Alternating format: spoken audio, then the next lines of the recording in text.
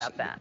So joining me now, former State Department Egypt officer Joel Rubin and Newsweek columnist, Daily Beast contributor Zachary Karabell. Joel, I'll start off with you. Obviously, we don't expect the conversation to go the way it did in last week's debate, but Libya is on the agenda. The president, most recently on the Daily Show with Jon Stewart, admitted mistakes were made. We now know more information about the intelligence and when it was coming in and when it was getting to the White House. But no doubt there is still an issue here over what mistakes were made and why the administration seemed to have stuck for so long on the story that this was a protest against the film, and factoring in, and of course, Joel, the new details regarding the CIA. Thank you, Tamarin. You're right. This story is certainly going to come up tonight. And tonight's debate really is the commander-in-chief test. Does Mitt Romney, does the president, do they have an understanding of the issues and the demeanor to lead? And on the Libya issue, I think it's going to be a stark contrast. The data that the administration has been putting out has been reflective of what the intelligence community itself has provided to them. I find it odd that right now Republicans are criticizing General David Petraeus and the CIA for its assessments of what happened on the ground in Libya. He's a real American hero, and the administration has tried to do its best to reflect that. It has investigations underway. It certainly is not hiding anything. If anything, this demonstrates how complicated foreign affairs is. So tonight, an understanding of that complexity needs to be demonstrated by the two candidates for Americans to have confidence in the next commander-in-chief. Well, Joel, you say the administration is not hiding anything. Obviously, at least according to one report, Romney advisors, through their research, have found that a lot of voters in Ohio and Pennsylvania in particular believe that there is not the transparency that is needed, and they have questions of whether or not the administration is hiding anything. What do you feel is a legitimate question to be posed to the president tonight regarding what happened in Libya? I think it's a very legitimate question to ask what the arrangements are for securing our facilities and advancing our interests in the Middle East. It's a changing dynamic region, and we need to have a clear plan forward for that. But the documents that were provided, for example, to the House Oversight Committee by the State Department that were dumped online essentially last week on Friday were a treasure trove of information provided in many ways to clarify what it is that the United States knows. That kind of information has been shared publicly. The administration has been out publicly talking about this.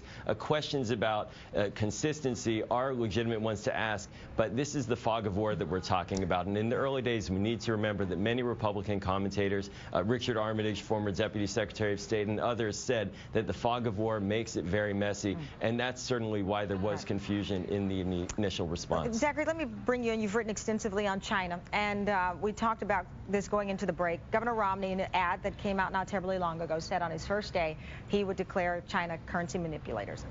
Clinton did that. Bush did it as well. What is the impact of something like that? Is that, again, another example of tough talk, something that sounds good, but what does it result? Yeah, I mean, in that sense, it's linked to the Romney and the Republican line about Libya, which is, I'm going to be stronger as the chief executive and as the commander-in-chief than the current chief executive and the commander-in-chief. So when you say, I'm going to label this country, this China, a currency manipulator on day one, it sounds very tough, right? Big action. What's odd about this whole charade is that you label a country a currency manipulator and absolutely nothing happens. There's no legal effect. It's not like tariffs go up. It's not as if imports suddenly become more expensive. It's not as if there's no bite behind the bar. There's no bite whatsoever. In fact, weirdly enough, the only thing that happens is you're supposed to then enter into negotiations with the country that you label the currency manipulator about their currency valuation. A, we're already doing that with China, and B, it sounds like that's something that Romney won't want to do. What's interesting, though, is while it has absolutely zero legal effect, and it sounds strong, but it's actually kind of a hollow thing, it can be symbolically very, very damaging, as opposed to very, very constructive. One, because the Chinese can come back and say, look, we've revalued our currency by 25% in the past 5 years, partly because of U.S. pressure, admittedly. And they can also say, look, this is a very public, shaming statement that is highly deleterious to ongoing constructive relationships between two countries that are admittedly competitive. And so, in many ways, this is a good campaign statement, but it's the opposite of real strength as a chief executive. But Joel, both Governor Romney and the president have critics have said they've tried to score points, if you will, with bringing up China, appearing tough on China. In fact, according to the Chinese state-run news agency, this was one of the headlines. The presidential campaign reflects an alarming scenario in which China bashing has become a ritual. It was Thursday, I believe, we did this segment, China versus Ohio, because so many people associate the problems with the American workforce, particularly manufacturing, linked to China. But can you agree that the president has also been equal in a tough talk, if you will, regarding China, and maybe not in realistic terms on how to deal with that?